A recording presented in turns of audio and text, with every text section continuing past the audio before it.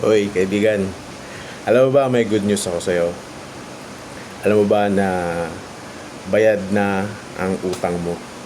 Oo, tama yung narinig mo, kaibigan. Bayad na ang utang mo. Binayaran na ito ng Panginoong Hesus. Ang ating mga kasalanan ay isang pagkakautang natin mula sa dakilang Diyos, sa banal na Diyos. At darating ang araw na ang lahat ng tao ay sisingilin sa mga pagkakautang natin sa Diyos. Yung mga pagkakautang natin ng dahil sa kasalanan.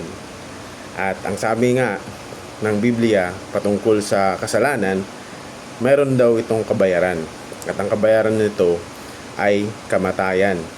At ito yung pagkakahiwalay natin sa Diyos panghabang buhay. So, since ang Diyos ay buhay, pag nahiwalay tayo sa buhay, yun ay pangwalang hanggang kamatayan. Pero ang good news nga ay binayaran na ng Panginoong Hesus ang pagkakautang na yun sa krus ng Kalbaryo. Ang tanong ay, alam mo ba yun?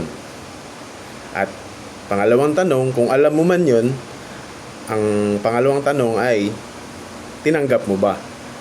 Or inaccept mo ba ang katotohanan yun? So ngayon ang tamang oras, kaibigan, na tanggapin mo yung katotohanan yun na binayaran na ang pagkakautang mo ng Panginoong Hesus. Tanggapin mo siya sa buhay mo, sa puso mo, bilang Diyos at tagapagligtas, at maniwala ka na bayad na nga ang kasalanan mo.